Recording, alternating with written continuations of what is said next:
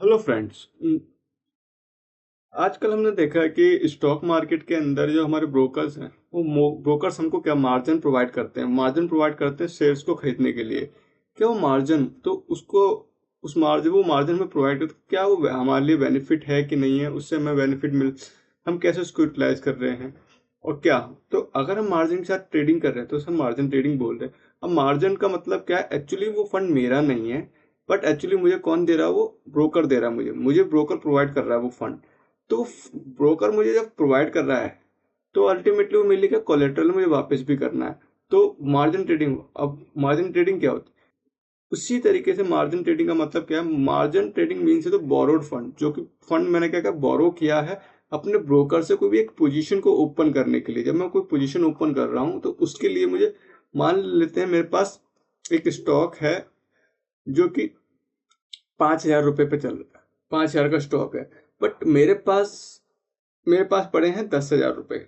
10,000 रुपये और मुझे उसके करीब करीब 5 शेयर लेने हैं। 5 शेयर लेने में 25,000 रुपये मुझे चाहिए, बट मेरे पास अभी एक्चुअल में इतना, और मेरे को श्योर मतलब मैं उस पर कॉन्फिडेंस है कि आज ये स्टॉक बढ़ने वाला है। तो उस केस में क्या ब्रोकर ब्रोकर प्रोवाइड करता है हमको मार्जिन।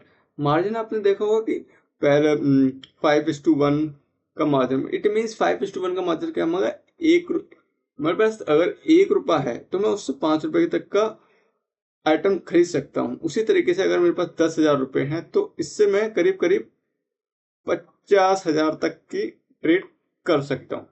अब यहाँ पर देखने में अच्छा लग रहा है कि मेरे पास 10,000 है, 50,000 की ट्रेड कर सकता हूँ, बट यह उसी के साथ एक रिस्क भी है। एक एग्जाम्पल के साथ समझते हैं उस रिस्क को क्या है। सपोज करते हैं हमारे पास अभी 1,000 है और ब्रोकर मुझे कितना प्रोवाइड कर रहा है, लिवरेज 10x का प्रोवाइड कर रहा है। जब मुझे ब्रोकर 10x का प्रोवाइड कर रहा है ब्रोकर, तो मैं पोजीशन साइज क्या हो सकती है मेरी 10,000। 10,000 से अब इसमें दो ही केस बनते हैं, या तो मेरा ट्रेड ऊपर जाएगा या नीचे जाएगा। अगर मेरा ट्रेड पॉजिटिव भी है एक्चुअल में, अगर मेरा ट्रेड 5% मूव हो जाता है तो मुझे 500 का प्रॉफिट बनता है।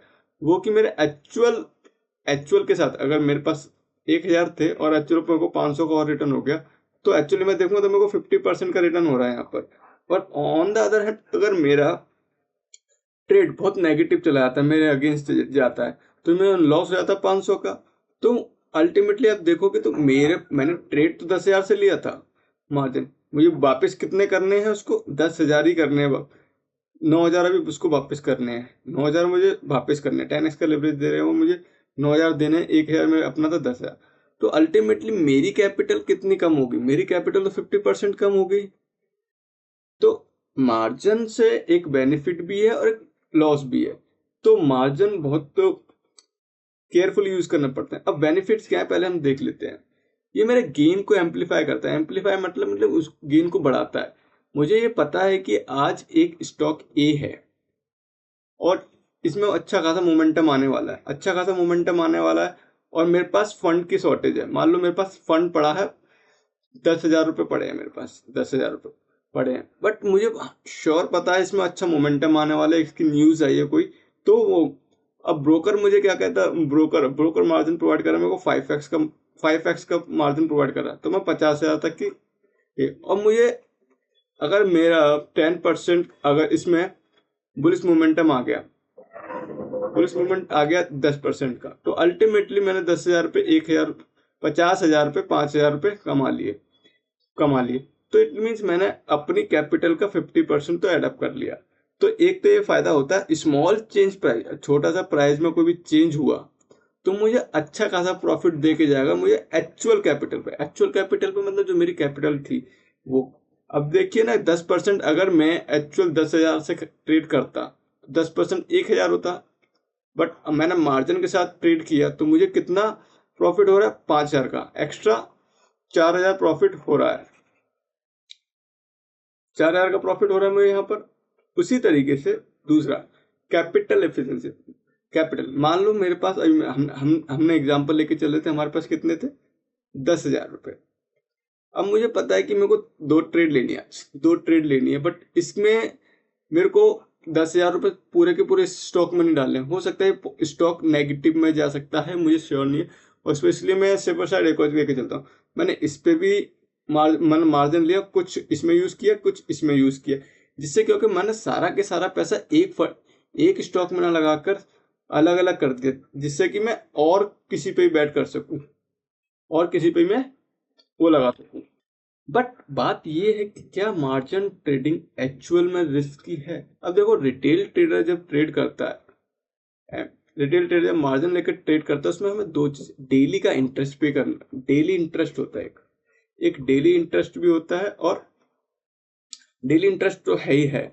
अगर मेरा प्रॉफिट मान लेते हैं, मुझे लेट से मुझे मंथ में करीब करीब 15% का मुझे क्या करना है, इंटरेस्ट पे करना पड़ रहा है। 10 से 15% का अगर मुझे इंटरेस्ट पे करना पड़ रहा है अपने मार्जिन पे अगर मुझे 10 से 15% का इंटरेस्ट पे करना, और मेरा स्टॉक 12% अगर रिटर्न दे रहा है, मतलब 12% का अप हो गया, मेरे को लगता है कि मेरा स्टॉक अप टू 12% चला जाएगा ऊपर, अल्टीमेटली मैं देखूँ तो मेरे पास क्या आया, कुछ भी नहीं, क्योंकि जो मैंने कमाया वो मेरा सारा ब्रोकर मार्जिन के इंटरेस्ट में चला गया। तो अल्टीमेटली एक रिस्क, बहुत बहुत ज्यादा रिस्क होता है जब मार्जिन हम ट्रेड करते हैं। मार्जिन कॉल मतलब एक लिमिट सेट की जाती है, जैसे कि इनिशियल मार्जिन हमें इतना रखना है, मेरे पास 10,000 थे रिक्वायर्ड मार्जिन, उन्होंने कहा कि तुमको 3,000 रुपये अपने उसमें रखने हैं। मैंने ट्रेड लिया, मुझे पोजीशन नीचे जाती जा रही है, मेरा मार्जिन रिक्वायर्ड मार्जिन से अगर कम हो गया, 2,000 हो गया, तो मेरा ब्रोकर क्या करेगा, मेरी पोजीशन को ऑटोमेटिकली क्या कर देगा, लिक्विडेट कर देगा, मेरी पोजीशन को क्या कर देगा, खत्म कर देगा, लिक्विडेट कर देगा, वो फोर्सफुली क्लोज कर देगा पोजीशन विदाउट माय परमिशन। उसी के साथ साथ डेली इंटरेस्ट का मैंने बताया आपको कि जब भी हम मार्जिन लेते हैं तो फ्री ऑफ कॉस्ट तो कुछ मिलता ही नहीं। अगर आपको ब्रोकर फंड प्रोवाइड कर रहा है तो कहीं ना कहीं आपसे कुछ ना कुछ चार्ज करेगा, वो डेली का इंटरेस्ट चार्ज करेगा। उसी के साथ अगर आप ट्रेड कर रहे हो रख रहे हो उसको, और इंटरेस्ट बिल बढ़ता जा रहा है और हमारा नेगेटिव साइड चला जाता है स्टॉक, तो अल्टीमेटली मुझे इंटरेस्ट तो पे करना है और लॉस भी बेयर कर रहा हूँ। इमोशनल प्रेशर तो हो ही जाता है। कैसे? क्योंकि जितना ज्यादा हमारा ट्रेडिंग पोजीशन हमारी जितनी ज्यादा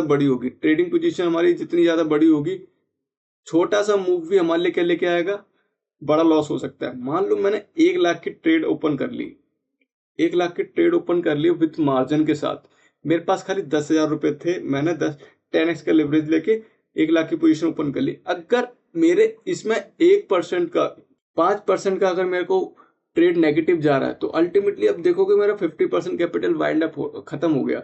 तो ये कहीं ना कहीं क्या एक इमोशनल प्रेशर भी टच करता है।